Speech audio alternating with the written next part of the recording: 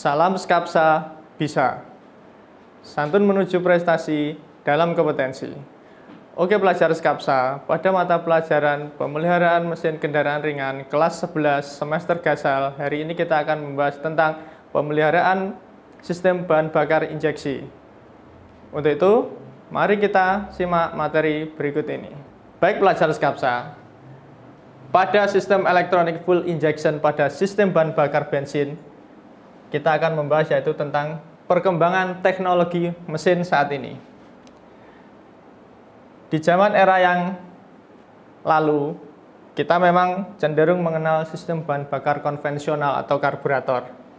Yang sekarang sudah berkembang menjadi sistem injeksi atau pula sistem elektrik.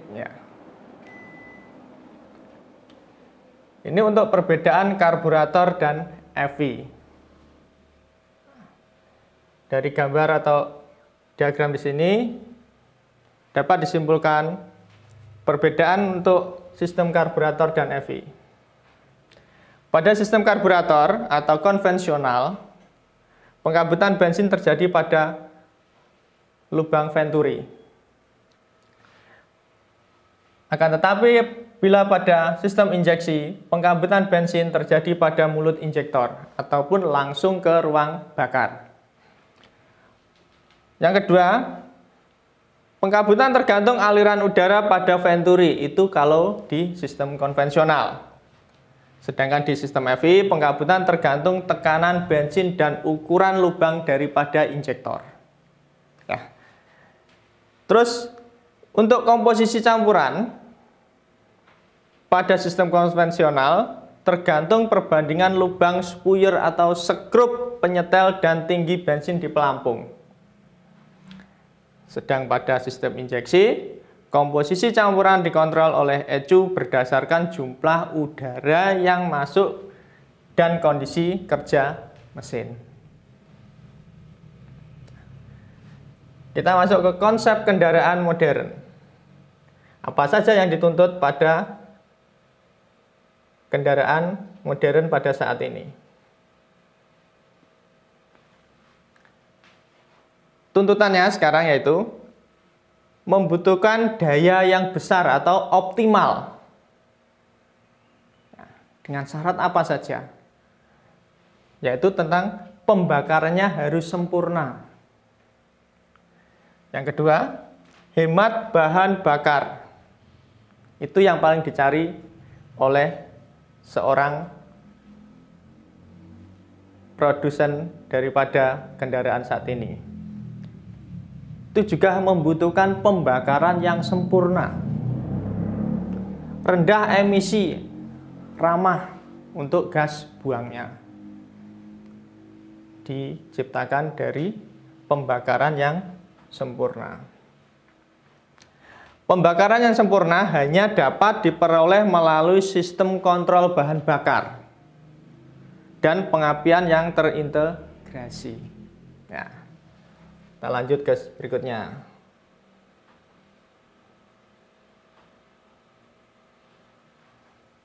Apa toh itu pembakaran sempurna? Di sini kita lihat di materi, massa bahan bakar yang dimasukkan ke dalam silinder di sini berimbang dengan massa oksigen yang terhisap masuk ke silinder sehingga tercapai pembakaran sempurna. Gitu. Saat penyalaan yang tepat dan terkontrol. Pada saat bahan bakar dan udara dikompresi, saat penyalaan daripada busi harus tepat dan terkontrol agar tercapai pembakaran yang sempurna. Di sini, mari kita lihat kontrol mesin injeksi. Yang pertama itu adalah input. Inputnya dari mana saja? Yaitu dari sensor. Sensor yang ada di engine. Ya, ada TPS, WTS, IAT, MAP, CKP, O2, ISC, dan lainnya. Nanti kita bahas di belakangnya. yaitu masuk ke proses. Pada saat proses, ECU, Engine Control Unit, dia memproses daripada sensor itu. Data dari sensor masuk ke ECU. Setelah itu, keluar ke output, ke aktuatornya, yaitu injektor dan lampu cek engine. Itu sebagai aktuator. Kita masuk ke sensor yang pertama, yaitu IAT, Intake Air Temperature Sensor.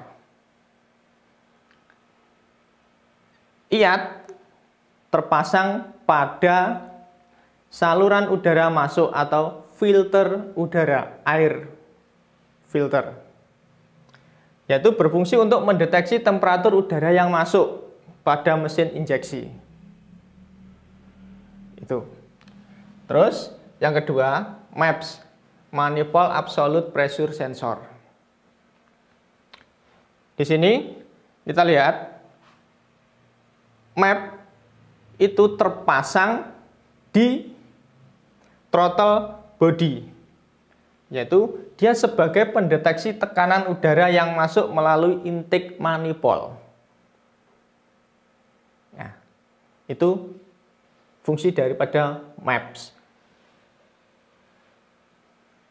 Throttle Position Sensor atau kita sering sebut TPS. Dia terpasang pada throttle, yaitu sebagai pendeteksi pembukaan skep gas akan jumlah udara yang masuk dan mengetahui berapa banyak bahan bakar yang dibutuhkan.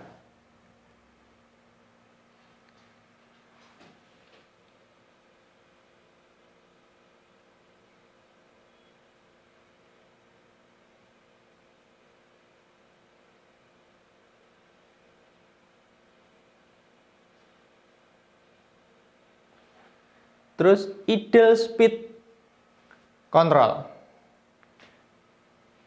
Dia terpasang di bawah throttle body yang berfungsi untuk mendeteksi putaran idle pada mesin FV. Apabila ada trouble pada ISC ini, biasanya dia putaran stasionernya tidak bisa stasioner. Dia RPM-nya akan naik turun, tidak menentu. Di sini kita masuk lagi ke WTS, Water Temperature Sensor, di mana fungsinya yaitu sebagai pendeteksi temperatur kerja mesin, atau nama lain dari WTS adalah ECT, Engine Coolant Temperature. Di situ dia terpasang pada saluran sistem pendingin pada engine.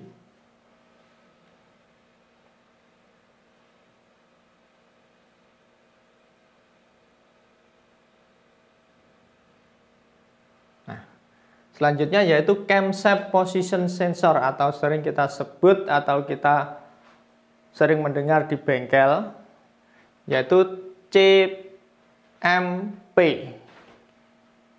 Ya, Camshaft Position Sensor. Yaitu untuk mendeteksi posisi camshaft pada mesin FV. Sini, dia terpasang pada bodi daripada poros cam. Di sini. Ya, dia terletak di sini. Di depan daripada poros cam.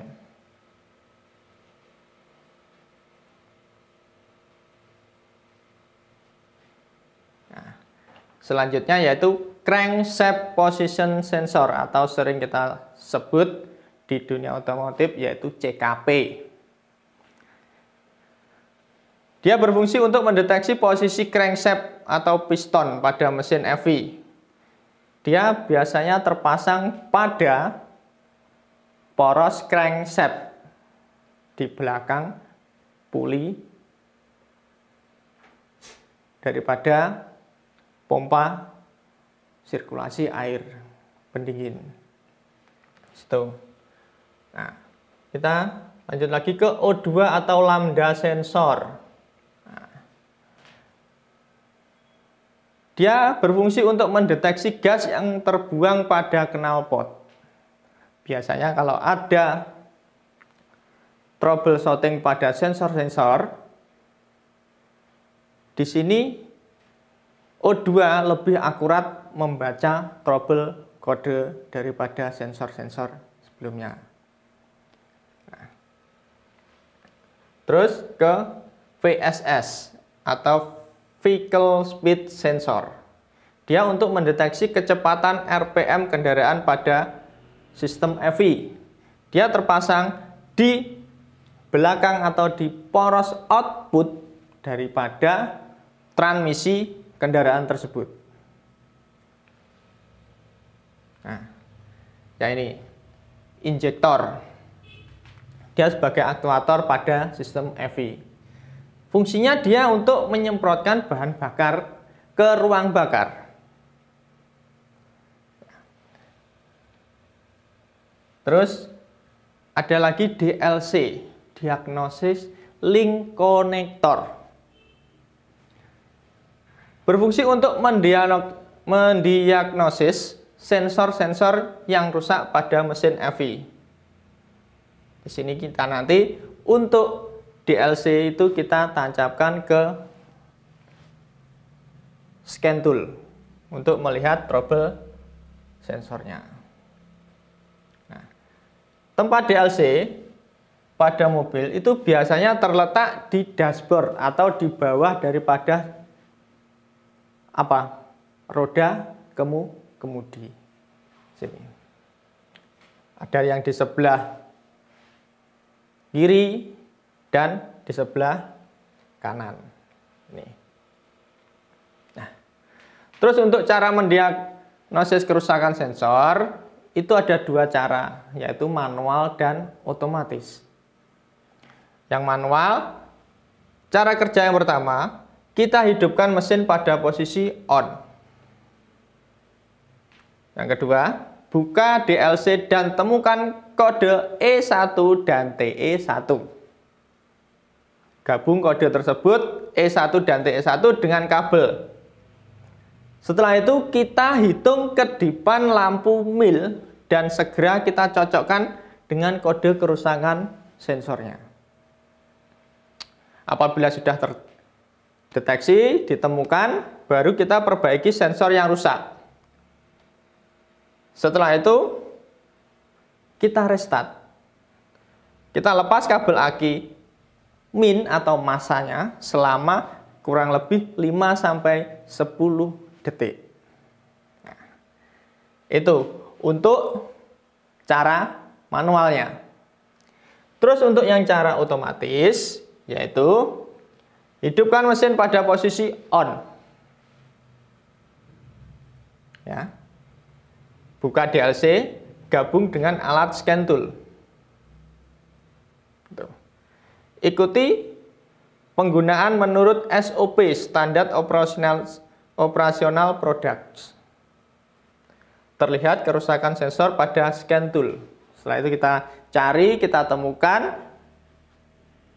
Dari yang pertama itu tipe kendaraan. Setelah itu kita bisa melihat kerusakannya. Yang keenam, kita perbaiki sensor yang rusak. Terus untuk restart, kita ada dua cara pada sistem otomatis. Kita lepas kabel aki atau masa selama 5-10 detik, atau kita bisa restart dengan scan tool. Nah, disinilah nanti ada kode-kode kerusakan atau ketipan daripada lampu di check engine atau mil. Sini nanti bisa kalian baca, kalian cermati untuk praktek di pelajaran berikutnya. Setelah itu, nah, itu materi yang saya sampaikan di pemeliharaan sistem bahan bakar bensin injeksi. Untuk tugas, Kalian nanti silahkan rangkum dari materi yang saya sampaikan tadi, kumpulkan ke Google Classroom di masing-masing kelas kalian. Baiklah pelajar Skapsa, demikian materi hari ini mengenai pemeliharaan sistem bahan bakar bensin injeksi. Untuk pengumpulan tugas melalui Google Classroom. Jangan lupa like dan komen untuk mendukung program ini. Klik subscribe dan tekan tombol lonceng supaya tidak ketinggalan informasi. Dan share jika menurut kalian video ini bermanfaat untuk orang lain. Sampai jumpa di video kita selanjutnya. Salam Skapsa Bisa. Sekolah berbudaya industri, berkarakter wirausaha, menjadi idola se-Kediri Raya.